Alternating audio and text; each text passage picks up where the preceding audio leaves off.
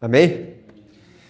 Nós estamos numa série de sermões aqui, onde nós estamos aprendendo e falando sobre a pessoa e a obra de Jesus.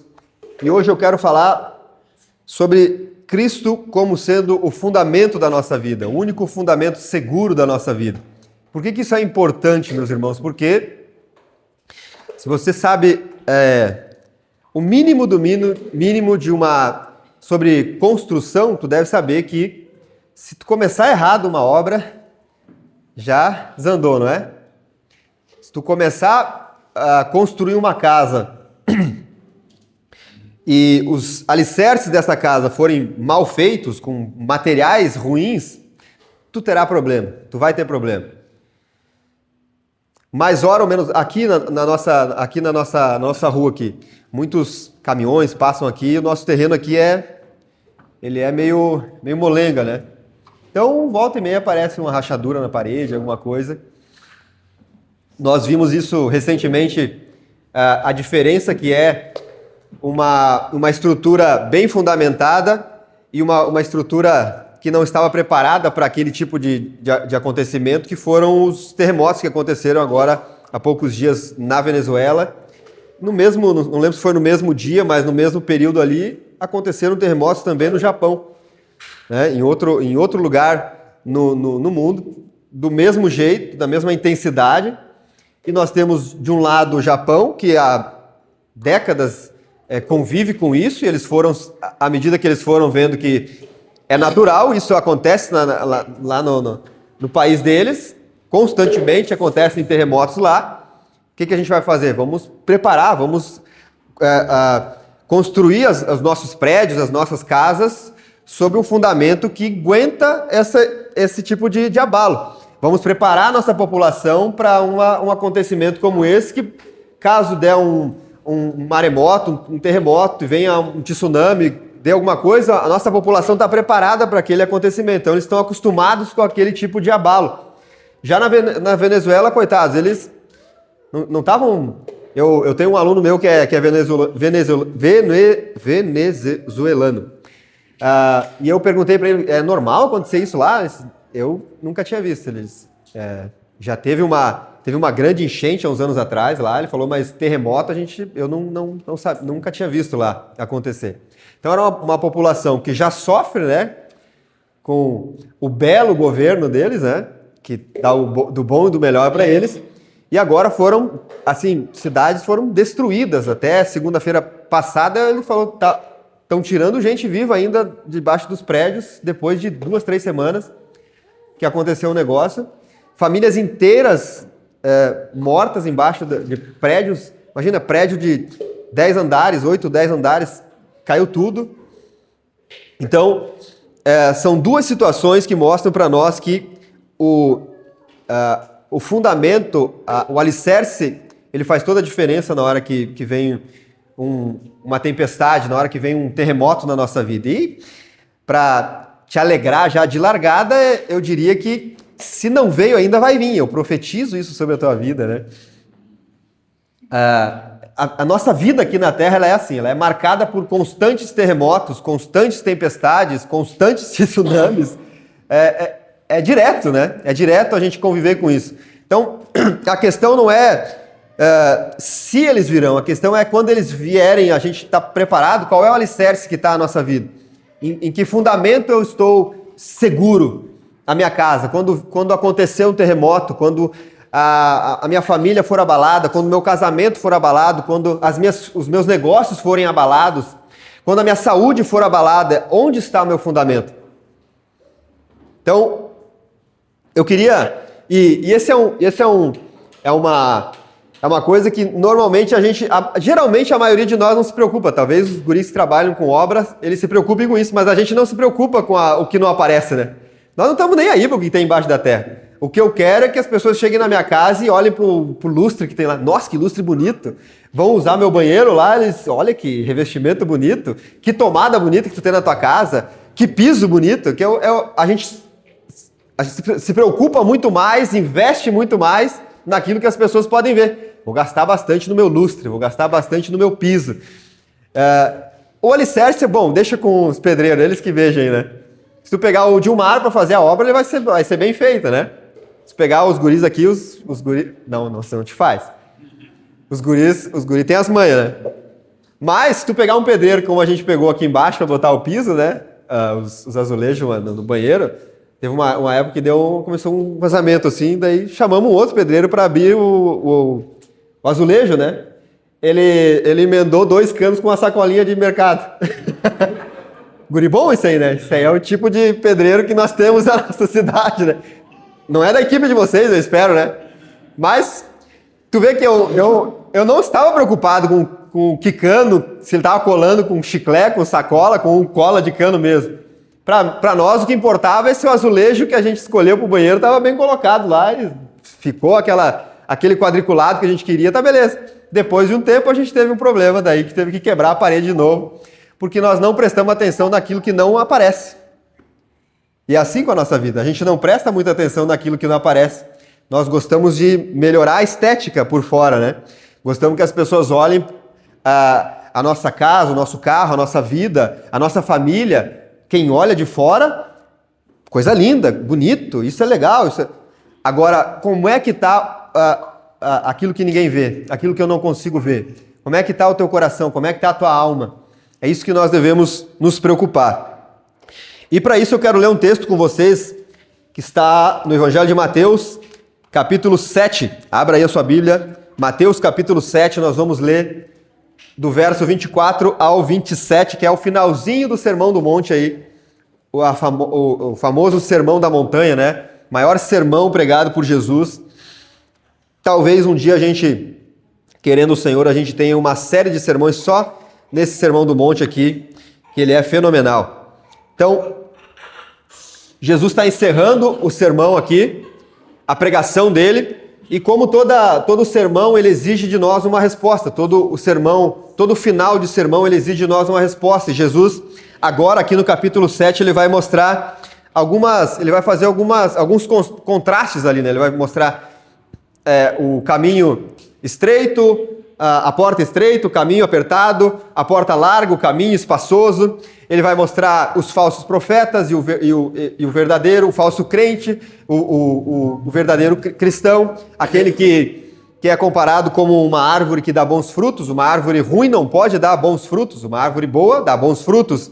E aqui no texto que nós vamos ler, ele vai mostrar 2 construtores e 2 casas, tá? Então, sempre lembrando disso, Jesus está terminando o sermão e ele diz o seguinte aí, ó, todo mundo achou? Se não achou, tem ali, ó. Diz assim: todo aquele, pois, que ouve estas minhas palavras e as pratica, será comparado a um homem prudente que construiu a sua casa sobre a rocha. 25. Caiu a chuva, transbordaram os rios, sopraram os ventos e bateram com força contra aquela casa, e ela não desabou, porque tinha sido construída sobre a rocha. E todo aquele que ouve estas minhas palavras, está repetindo, viu? E não as pratica, será comparado a um homem insensato, que construiu a sua casa sobre a areia. Caiu a chuva, transbordaram os rios, sopraram os ventos e bateram com força contra aquela casa, e ela desabou, sendo grande a sua ruína. Então, Jesus terminou o sermão, ele está diante dos seus ouvintes, e diante de Jesus agora tem 2 grupos, como tem hoje aqui. 2 grupos de pessoas só. De um lado tem um grupo que ouviu o sermão que ele pregou, ouviu o que ele tinha ensinado, desde o capítulo 5, o Sermão do Monte é o capítulo 5, 6 e 7. Desde o capítulo 5 ele vem contando sobre as bem-aventuranças, o caráter do cristão. Ele vem mostrando a diferença que do crente e do ímpio. Ele vai dizer como deve ser o nosso comportamento no mundo. Vocês são o sal da terra, a luz do mundo. Jesus vai pegar a bola, como diz o ditado, e vai dar um bico lá em cima no que diz respeito ao evangelho, no que diz respeito à lei, né? Ele vai dizer: vocês ouviram o que foi dito, não adulterarás? Eu, porém, digo a vocês que se vocês olharem para uma mulher e desejar ela, vocês já adulteraram. Vocês ouviram o que foi dito, não matarás? Eu digo para vocês, se vocês odiarem o irmão de vocês, no seu coração tu já matou ele. Então Jesus elevou o nível aqui.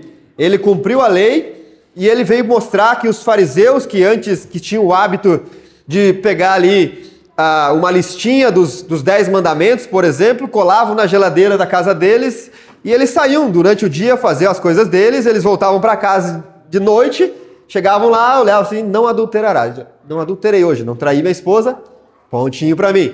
Não matarás, honra pai e mãe, ponto para mim, nota 10, fui muito bem hoje. Jesus vai pegar essa lei e ele vai interpretar de forma correta, não é tão simples assim. Não é como os fariseus dizem que tem que ser.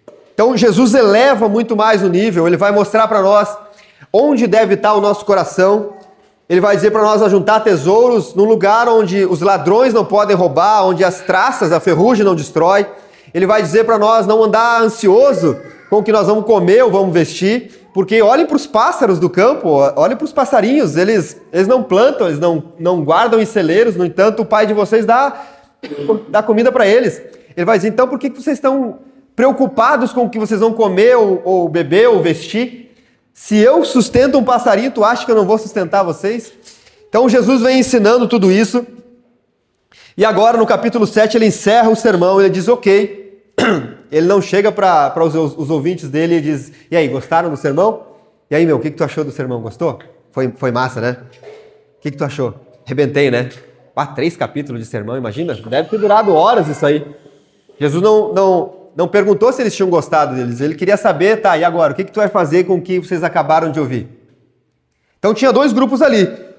Um grupo era aquele que ouviu o que Jesus tinha para dizer e falou, muito bom, eu preciso fazer isso, eu vou fazer o que ele ensinou agora. A partir de hoje eu vou fazer isso. Esse homem, ele é comparado aqui como um homem prudente que construiu a sua casa sobre uma rocha. Do outro lado tinha um outro grupo de pessoas, que também possivelmente a gente tem aqui hoje, que é aquele grupo que ouve a mensagem, que ouve a palavra, que é o que diz aqui, se tu olhar na tua Bíblia aí no verso 28, diz assim, ó, quando Jesus acabou de proferir essas palavras, as multidões estavam maravilhadas com a sua doutrina. As pessoas gostavam muito. Quantas vezes eu já ouvi isso, as pessoas, eu gosto muito de ouvir ele pregar. Estou maravilhado com fulano. Não tem nada de errado tu gostar de um pregador. Eu gosto de ouvir aquele pregador, eu gosto de ouvir aquela pessoa. As pessoas estavam maravilhadas com o sermão de Jesus.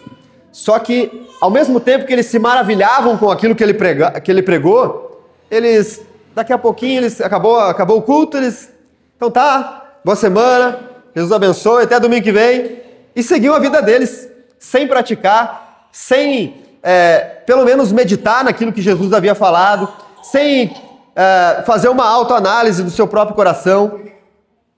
O que ele falou ali, será que de fato não cabe a mim isso aqui? Será que de fato eu não sou assim? Eu não estou mais preocupado em ajuntar para mim tesouros, em guardar a segurança da minha casa, da minha família, nos bens que eu posso adquirir nessa terra? Será que eu não ando meio ansioso demais e tô meio incrédulo com relação ao sustento de Deus na minha vida? Eu estou sendo o sal da terra e a luz do mundo? Será que onde eu chego, a podridão do pecado, ela é estancada, ela para? Será que quando eu chego num ambiente que é tomado por trevas, aí eu sou luz ali e aquele lugar é iluminado pela minha vida? Essa pessoa não pensou sobre isso. Ela seguiu a vida dela e foi viver. E então aqui nós temos esses 2 grupos, que é a imagem que eu tinha no início ali. Se colocasse as 2 casas que esses construtores, né, construíram, elas aparentemente eram idênticas uma à outra. Ninguém conseguia ver o que estava embaixo dela, né? O que revelou de fato qual das casas estava realmente firme foi a hora que veio a tempestade, os rios transbordaram, o vento soprou e aí sim revelou o fundamento daquela casa, sobre qual fundamento ela estava alicerçada. Então, como saber se a minha vida ela de fato está fundamentada em Cristo? Porque nós temos o hábito de fundamentar a nossa vida em um monte de outras coisas. Então, uma vida fundamentada em Cristo, ela não é identificada por aquilo que aparenta ser, naquilo que as pessoas veem no meu exterior aqui. Vocês me ver pregando aqui não significa que a minha vida está fundamentada em Cristo. Eu já falei isso diversas vezes e continuo repetindo. O fato de eu estar aqui pregando para vocês, meus irmãos, não significa que já de cara tu tem que sair por aí dizendo que eu sou um homem de Deus. É fácil, quer dizer, para mim não é tão fácil pregar, mas não é muito difícil assim tocar, cantar e vocês se emocionarem, é mais fácil ainda. Agora, e aquilo que ninguém vê? E aquilo que vocês não conseguem ver? E a forma como eu trato a minha família em casa? E a forma e o meu relacionamento com Deus? A minha vida de devoção ao Senhor, que vocês não sabem se eu tenho ou se eu não tenho. Nós gostamos de mostrar muitas coisas aparentes aqui, né? Mas então a vida fundamentada em Cristo, ela não é identificada pelo aquilo que a gente vê no exterior, e sim pela obediência à palavra de Deus. Nós vivemos nessa geração que é obcecada por buscar fundamentos errados, por buscar afirmar ou ter a sua segurança em fundamentos errados. As pessoas constroem a sua vida sobre aquilo que aparentemente é seguro.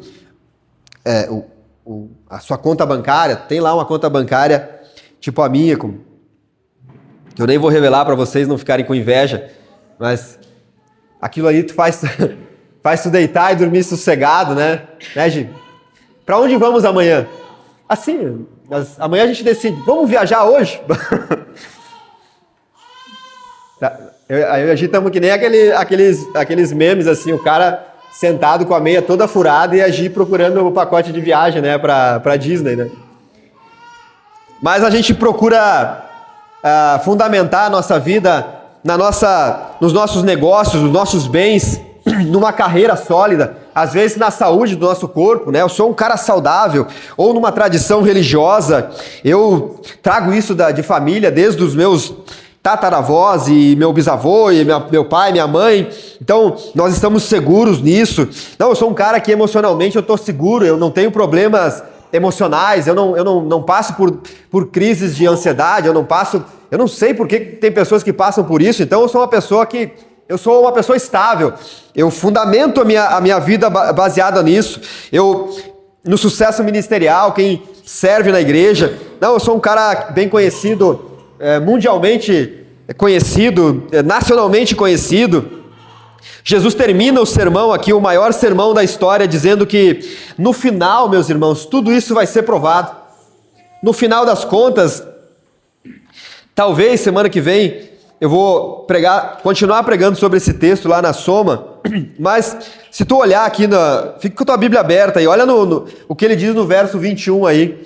Olha o que o Senhor diz: nem todo que me diz Senhor, Senhor entrará no reino dos céus, mas aquele que faz a vontade do meu Pai que está nos céus. Muitos naquele dia vão me dizer: Senhor, Senhor, nós não profetizamos em teu nome? Olha os profetas. E em seu nome não expulsamos demônios? Os exorcistas. Em seu nome não fizemos muitos milagres? Não é pouca coisa, gente. Não é pouca coisa aqui. Não, o cara não está dizendo que no teu nome eu preguei. Não, o cara operou milagres aqui. O cara vinha endemoniado na frente dele, ele orava e os demônios saíam. Não é pouca coisa. Não é alguém que... E é um cara que chega diante do Senhor e ele fala isso com... Senhor, Senhor, não é tipo... Senhor. Não, ele tá com uma autoridade diante de Deus. No teu nome eu não expulsei demônio, no teu nome eu não fiz milagre, no teu nome eu... não fiz muitas coisas extraordinárias. Então lhe direi claramente: eu nunca conheci vocês. Afastem-se de mim, vocês que praticam o mal. Então nós precisamos tomar muito cuidado naquilo que nós estamos fundamentando a nossa vida. Se é na nossa carreira, se é nos nossos dons, naquilo que as pessoas veem. Tu é uma pessoa cheia de dons. É nisso que tu está fundamentando a tua vida? Na tua conta bancária, nos teus negócios? Jesus diz que no final tudo isso vai ser provado. Então, a primeira pergunta aqui não é como está a tua casa hoje, mas sobre o que ela foi construída. Se nós chegarmos hoje na frente da nossa casa, de qualquer uma das nossas casas, e olhar, externamente olhando assim, a nossa tá precisando uma pinturinha, né? Não olhe muito. Mas você olha a casa bonita. E como é que está embaixo disso aqui? Como é que está embaixo disso aqui? Sobre o que ela foi construída? Observe que as duas casas, elas são muito parecidas, né? Elas tinham aparência semelhante, elas enfrentaram a mesma tempestade. Jesus diz, caiu a chuva, então a mesma chuva tocou no telhado das duas casas, transbordaram os rios, a enxurrada veio e pegou a casa, sopraram os ventos sobre aquela casa, sobre as duas casas, elas passaram pela mesma tempestade, elas foram construídas usando talvez os mesmos métodos, a única diferença que estava aqui delas é o que estava escondido, que era o que estava embaixo da terra, o fundamento dela. E normalmente o fundamento é justamente aquilo que ninguém vê e a maioria de nós geralmente não dá muita atenção para isso, não presta muita atenção, deixa com os pedreiros que eles se virem, né? A vida cristã é assim, meus irmãos. Muitas pessoas olham para nós, enxergam os nossos dons, enxergam o nosso ministério, enxergam aquilo que a gente sabe fazer, a nossa família, enxergam o nosso trabalho, enxergam os nossos bens, mas Deus vê aquilo que ninguém pode ver. O Senhor vê o nosso coração, o Senhor vê olha para a nossa vida e Ele vê sobre o que tudo isso está apoiado. Então, o Sermão do Monte, as últimas palavras de Jesus, elas exigem uma resposta dos seus ouvintes. Agora, Jesus coloca diante dos seus ouvintes essa decisão aqui. Não existe uma terceira opção. Ou você ouve e obedece, ou você ouve e segue a tua vida sem praticar. 2 fundamentos, 2 destinos aqui. Então, eu queria responder hoje, tentar responder a seguinte pergunta: como saber se a minha vida está fundamentada em Cristo? E Jesus vai mostrar isso mostrando 4 evidências aqui. Primeiro, uma vida fundamentada em Cristo, ela não confia em fundamentos falsos. O texto diz que o homem prudente, que é comparado ao homem prudente, ele ouviu o que Jesus tinha pregado e ele obedeceu, ele construiu a sua casa sobre a rocha. Antes de mostrar a rocha aqui, a gente precisa identificar o que pode vir a ser as areias da nossa vida, né? Ela sempre, areia por ser esse material fofinho, bonitinho, ela sempre parece ser mais fácil, né, de construir, dá menos trabalho. A gente estava conversando esses dias sobre perfurar um poço aqui, né? Os caras vieram aqui e falaram para nós que não dá, que a água é ruim, que não sei o que. E os caras falam, eu acho que eles estão com medo de perfurar mais fundo e estragar a broca do negócio numa pedra mais fundo. Que é caro esse material e vai que estraga. E ele me cobrou um valor e depois estraga o negócio e custa muito mais que isso. Então, construir na areia é mais fácil. Com as mãos tu faz isso. Faz o buraco e constrói. Perfurar uma rocha dá muito mais trabalho. Uma pedra é muito mais dura de tirar, né? de trabalhar em cima dela. Construir sobre areia exige muito menos esforço. Da mesma forma, existem fundamentos na nossa vida, meus irmãos, que aparentemente eles são mais seguros. Como, por exemplo, o fundamento da moralidade. Quantas vezes tu já ouviu dizer, fulano é uma pessoa boa?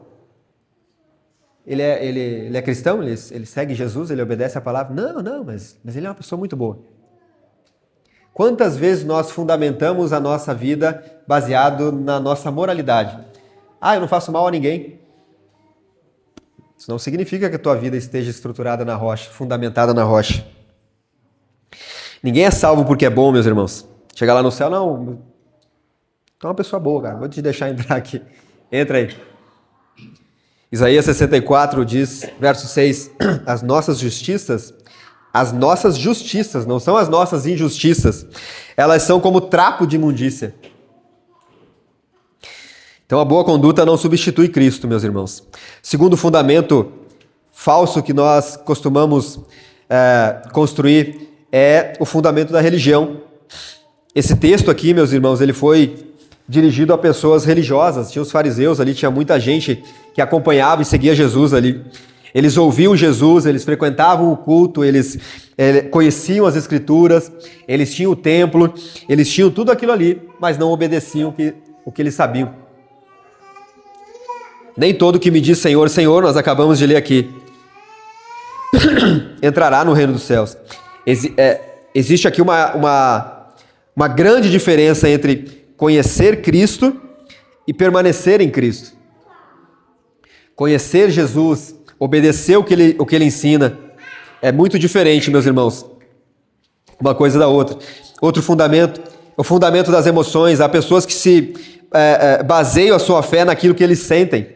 Então você vem a um culto, ouve uma canção, ouve uma pregação, e tu se arrepia, tu te emociona. E em si não tem nada, não tem problema de tu se emocionar, de tu chorar num culto, durante uma canção, mas a tua vida não pode ser baseada nisso. A tua fé não pode ser baseada nisso. Eu fui lá no culto, domingo, lá, a hora que o irmão começou a cantar a música ali, que eu me arrepiei, foi muito forte e tal. Nossa fé não pode ser baseada nisso. Porque se tu não sentir nada, quer dizer então que Deus não está aqui?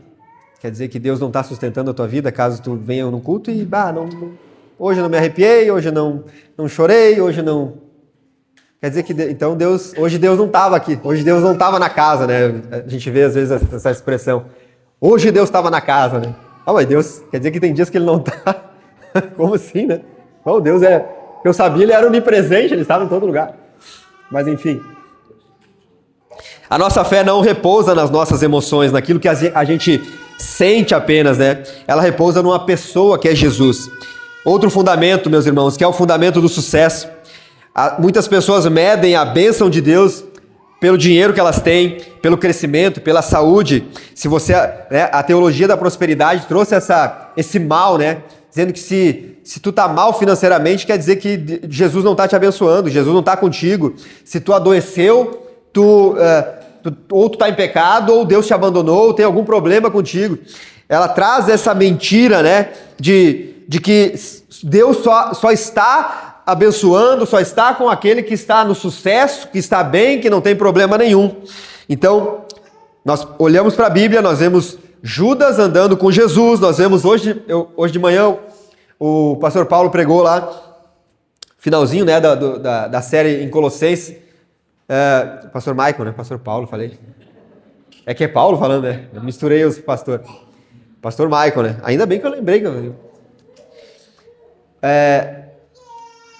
Pastor Michael falou sobre Demas, né? Um discípulo e companheiro de Paulo na missão, que estava preso ali com ele, em Colossenses.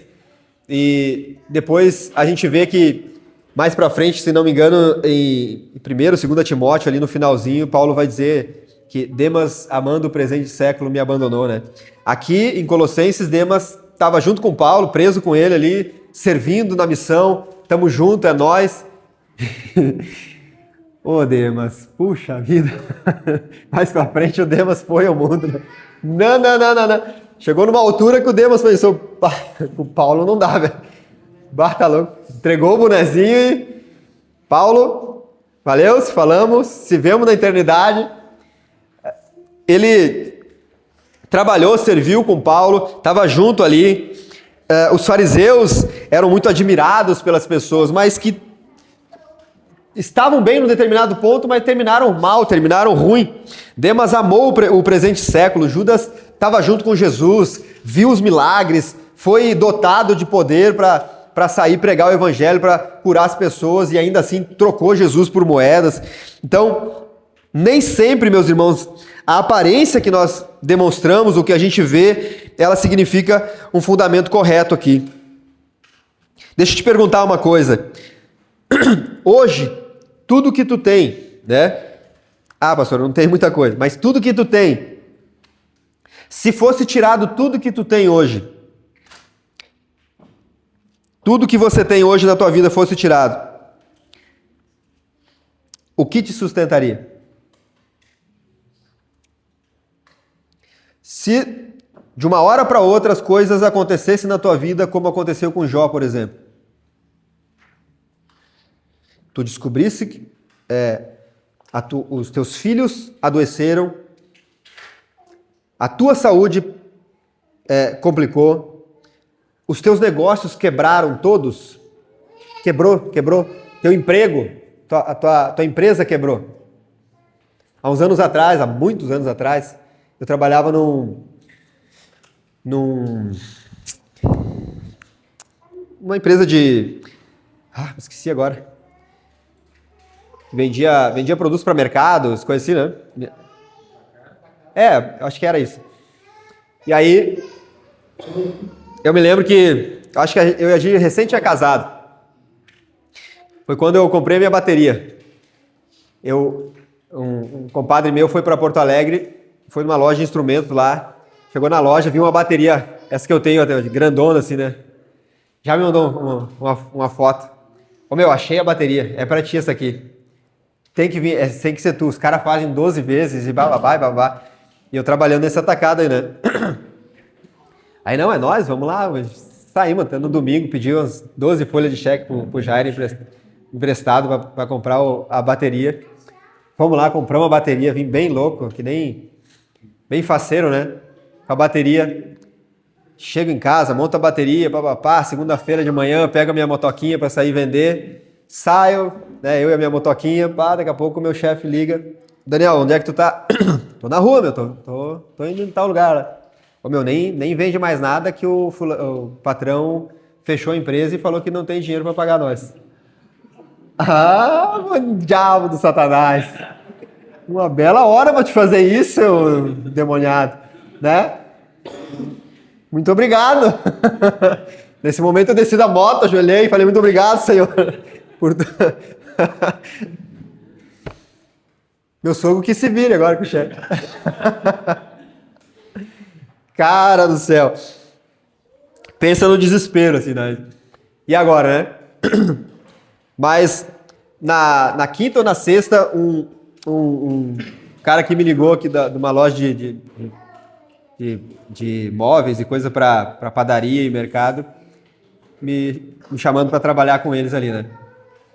Então, o que aconteceria contigo se tudo que tu tem hoje, aquilo que tu tem dedicado o teu tempo, aquilo que tu tem dedicado os teus recursos, aquilo que tu tem dedicado a tua vida, se isso aí fosse tirado de ti hoje, o que ainda sustentaria a tua vida?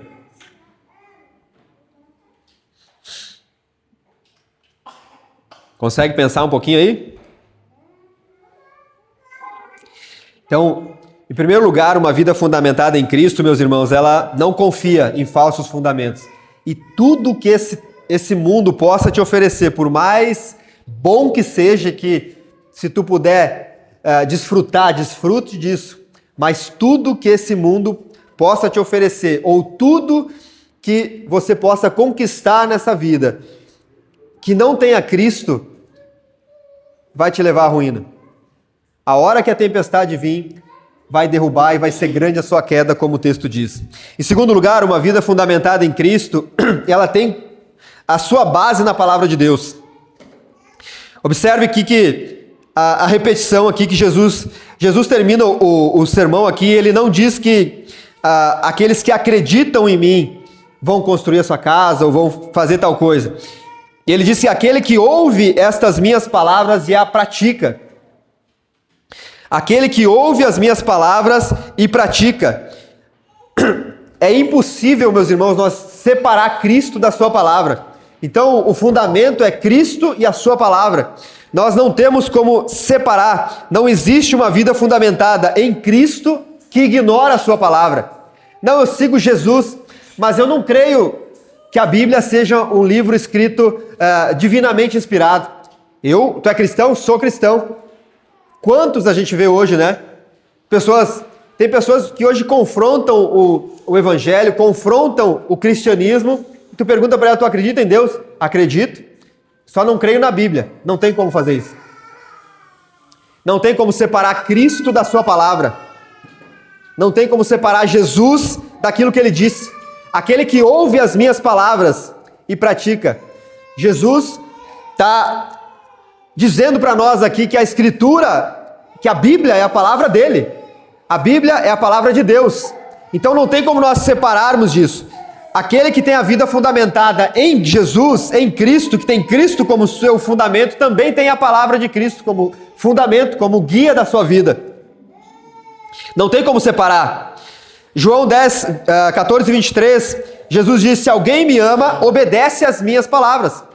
Se você diz que me ama, então obedece aquilo que eu falo, obedece aquilo que a minha palavra fala. O fundamento aqui não é apenas, então, conhecer a doutrina, conhecer as Escrituras. Não é só você decorar textos bíblicos, devemos fazer isso, mas não é só isso. O fundamento aqui é ser governado por aquilo que está escrito aqui. É a nossa vida ser governada, é a palavra de Deus habitando ricamente em nosso coração, sendo árbitro do nosso coração. É ela que determina, é ela que diz vai por aqui, é ela que diz não, não vai por aqui, não faça isso, e eu só obedeço. Essa é o fundamento que nós devemos estabelecer a nossa vida, na palavra de Deus, viver sob o governo da palavra de Jesus. Cristo, ele não é apenas o Salvador da nossa alma, ele precisa ser o Senhor absoluto da nossa vida. Spurgeon diz que a prova da fé não está na profissão dos lábios, mas na obediência da vida. Então, a prova que eu de fato sou um cristão genuíno não é aquilo que eu digo, não é o dizer que eu sou um cristão, mas é a obediência que eu tenho das Escrituras, da palavra de Deus. Isso prova que eu sou um cristão genuíno. Deixa eu te perguntar, quem toma as decisões, baseado em que você toma as decisões da tua vida?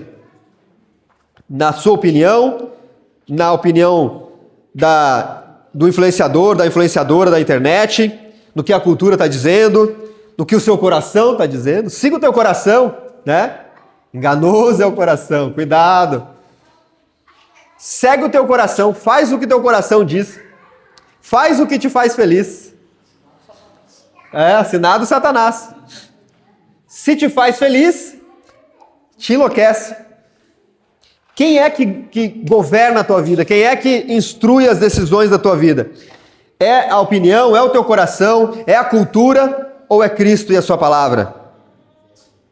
Em terceiro lugar, meus irmãos, uma vida fundamentada em Cristo, ela é reconhecida pela obediência. Essa aqui é a maior diferença do texto aqui, meus irmãos. Porque os dois ouviram a mesma mensagem. Os dois ouviram o mesmo sermão. Mas só um praticou. A diferença, então, não está na informação que está sendo dita. A diferença está na transformação que essa informação gerou no coração de cada um dos ouvintes. Vocês todos estão ouvindo o que eu estou falando hoje aqui. A diferença da vida de vocês vai ser o que vocês vão fazer com o que vocês estão ouvindo. Porque eu não estou falando das minhas próprias palavras aqui. Nós estamos lendo a Bíblia e nós estamos lendo a palavra de Deus, e ele está dizendo que uma vida fundamentada, uma vida que vai passar pelas tempestades, que vai sofrer abalos e que vai permanecer firme, é aquele que ouve a Escritura, ouve a palavra, ouve a mensagem do Senhor e obedece aquilo que ele está dizendo. Essa é a grande diferença. A palavra pratica aqui no texto, né, que ouve e pratica, ela indica um estilo de vida. Não é uma vida perfeita que tu é um semideus aqui nessa terra, mas é uma submissão às Escrituras continuamente, diariamente, você se submete às Escrituras. Tudo que tu faz, os teus negócios, o teu cuidado com a tua casa, o teu cuidado, a tua vida pessoal, a tua mente, tudo é guiado pela palavra de Deus. Se vocês permanecerem em mim e a minha palavra permanecer em vocês, sejam, Tiago, capítulo 1, verso 22, não sejam apenas ouvintes da palavra, sejam praticantes da palavra. Ou seja, só ouvir não é o suficiente, meus irmãos. Só ouvir não é suficiente. É necessário que nós pratiquemos aquilo que estamos ouvindo. A obediência não é a causa da salvação. A obediência é a evidência de que nós somos salvos. Tiago vai falar muito sobre isso, né? Que a fé sem obras é morta, se não me engano, Lutero queria até tirar a carta de Tiago da Bíblia, né? Como assim, né? Que a fé, quer dizer que a fé quer dizer que a gente não é salvo somente pela fé, mas precisa obras. Não é isso. Tiago está querendo dizer que as nossas boas obras, elas são a evidência de que de fato nós somos salvos. Então, nós não somos salvos baseados naquilo que nós fazemos. Cuida ali que vai bater no cabo ali. Nós não somos salvos por aquilo que nós praticamos, nós fazemos, mas é evidente que um salvo, ele vai praticar boas obras, ele é uma nova criatura. Não tem como uma pessoa ser salva por Cristo e ela permanecer a mesma coisa, ela continuar fazendo as mesmas coisas. Um salvo, ele pratica boas obras, ele se torna uma árvore boa que dá bons frutos. É evidente isso. Como saber, então, se Cristo é o meu fundamento? Quando a palavra de Deus confronta os teus desejos, quem é que vence? Quando tu ouve, ou quando tu está na tua leitura bíblica e tem lá um texto que dá uma cutucada nos teus desejos, quem vence? É a Escritura ou é a tua vontade? Quando Cristo exige de nós uma renúncia, abandonar uma prática que nós estamos tendo que é pecaminosa, uma prática que é contrária às Escrituras, quando Cristo exige de nós uma renúncia, você cede a Ele? Ou tu diz para Jesus, vou dar uma pensada, depois eu te ligo, depois a gente vê. Quem vence? Quando eu preciso perdoar quem me ofendeu, eu obedeço? Eu perdoo? Difícil, né? Quando eu preciso abandonar um pecado, eu abandono? É tão bom. É tão bom esse meu pecadinho de estimação. Quem vence? Se Cristo é o fundamento da tua vida, a palavra de Deus vence. O que ela diz é regra para a minha vida. Quando Cristo exige de mim uma renúncia, Ele vence. Eu renuncio. Quando eu preciso perdoar, por mais que isso esmague o meu ego, eu tenho que perdoar. Perdoa as nossas ofensas, perdoa as nossas dívidas, assim como nós perdoamos os nossos devedores. Quando eu preciso abandonar um pecado, esse meu pecado de estimação, quem vence é a Escritura. Eu abandono. Então, a obediência à palavra de Deus revela o fundamento da minha vida. Em quarto lugar, uma vida fundamentada em Cristo permanece nas tempestades. Jesus promete algo poderoso aqui. Ele não está dizendo que aquele que constrói a sua casa sobre a rocha não vai sofrer tempestades, não vai passar por dificuldades. Ele diz que a chuva caiu, os rios vieram, os ventos sopraram, a tempestade veio sobre ambas as casas. Ser cristão, meus irmãos, não nos exclui das tempestades. A mesma chuva caiu naquele que ouviu e obedeceu, para aquele que ouviu e não obedeceu. A mesma tempestade veio, a mesma enxurrada veio sobre as duas casas.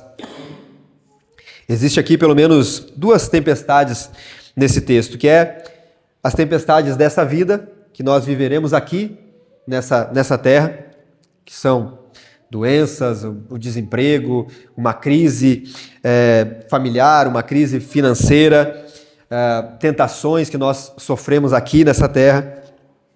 O pecado vem para tentar destruir os alicerces da nossa vida. E aquilo que eu acredito, e outros comentaristas também acreditam, que talvez seja a ideia principal do texto aqui, que é a tempestade do juízo final, que é no grande dia, quando de fato toda a construção que nós tivemos aqui nessa terra vai ser posta à prova diante do Senhor.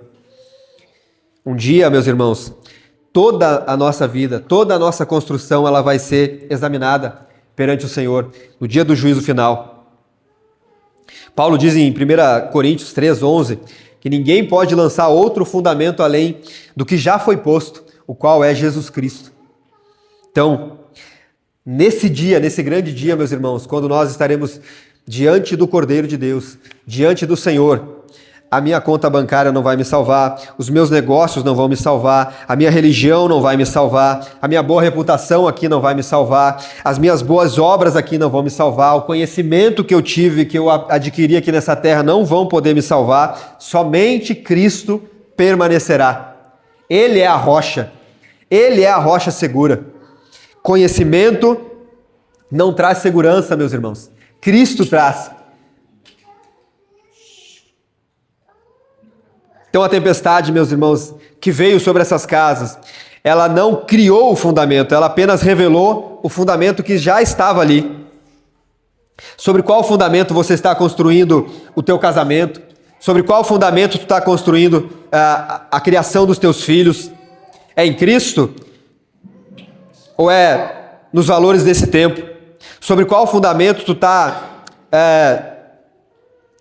construindo o teu patrimônio, as tuas finanças, o teu ministério? Tu vive para servir a Cristo ou tu vive para algum tipo de reconhecimento? O teu descanso depende do teu saldo bancário ou depende da providência de Deus? O futuro dos teus filhos, tu está educando os teus filhos para serem homens e mulheres bem-sucedidos nas suas carreiras ou para que eles sejam homens e mulheres fiéis a Cristo?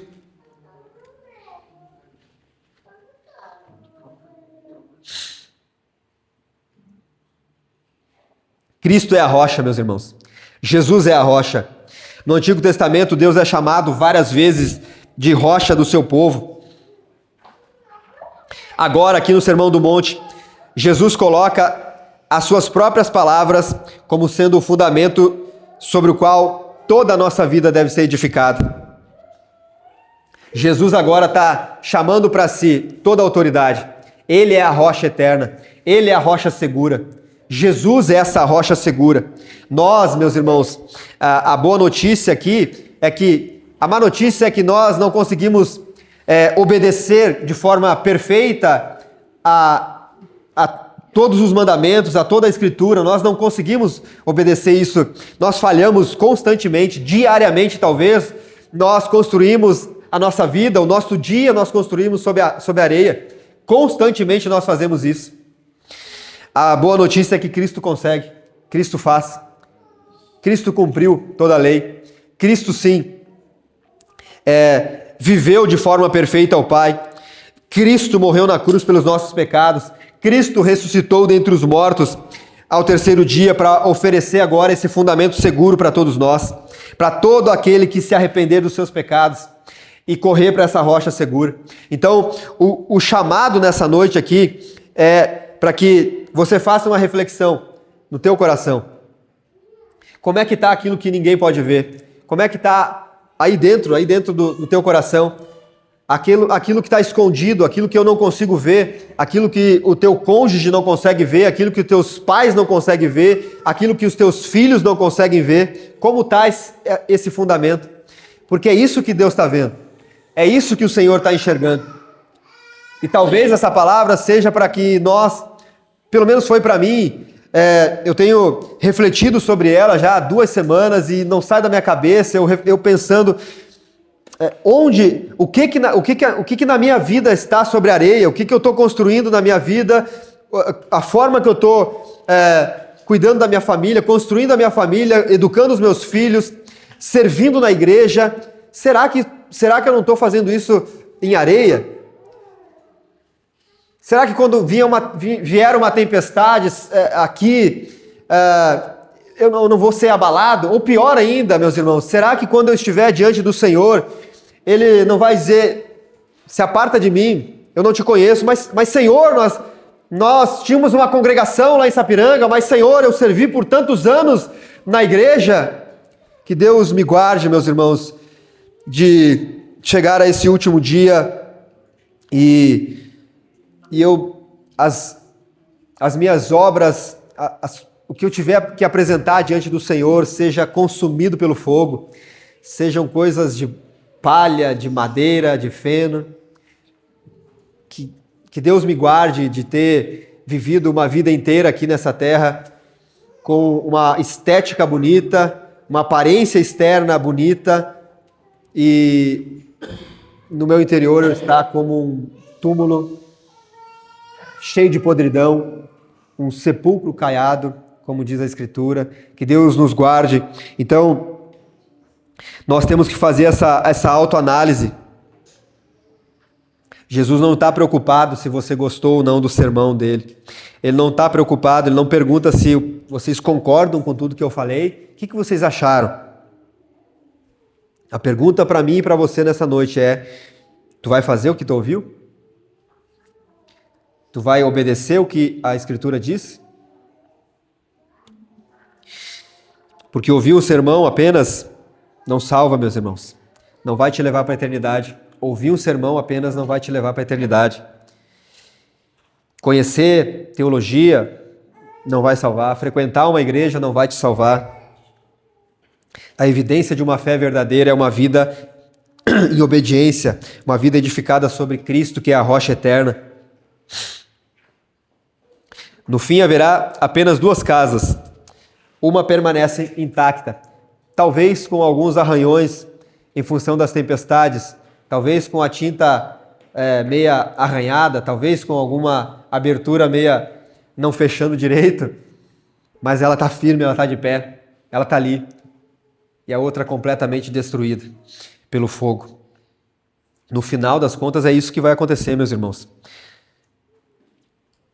Haverá apenas dois fundamentos aqui, a rocha e a areia. E haverá dois destinos. A eternidade com o Senhor ou a eternidade longe, apartado do Senhor, no inferno. O meu apelo hoje para você é que tu examine o teu coração e perceba, e analise, e olhe onde tu está fundamentando a tua vida. No que está fundamentando a tua vida.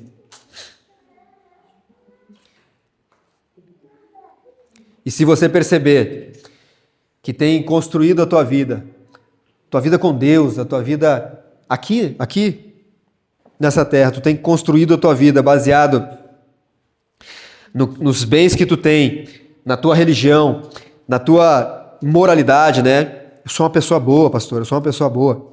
Ou em qualquer outra base que não seja Jesus. Abandone a areia. Abandone essa areia, porque a tempestade vai vir. E eu estou falando da vida eterna, meus irmãos. Eu não estou falando de tempestades aqui. Adoecer é ruim. Quebrar financeiramente é ruim. Passar necessidades é ruim. Perder um ente querido é terrível. Mas pior do que tudo isso, é onde tu vai passar a eternidade. Que a gente perca tudo mesmo nessa terra. Que a gente perca tudo nessa terra. Mas que quando chegarmos diante do Senhor, Ele nos reconheça. Ele nos chame, nos convide a entrar para a eternidade com Ele. Então hoje o Senhor te chama a analisar, reconhecer onde estão as bases da tua vida e se arrepender e correr para Cristo. Somente Jesus é o fundamento que suporta as tempestades desta vida e do juízo eterno. Ninguém pode lançar outro fundamento além do que já foi posto, o qual é Jesus Cristo. Bendito é o nome do Senhor. Amém, meus irmãos? Glória a Deus. Vamos responder esse sermão. Nós vamos... Ali atrás nós temos a ceia do Senhor. Nós participamos da ceia todos os cultos. Se nós tivéssemos... Hoje nós tivemos 2 cultos.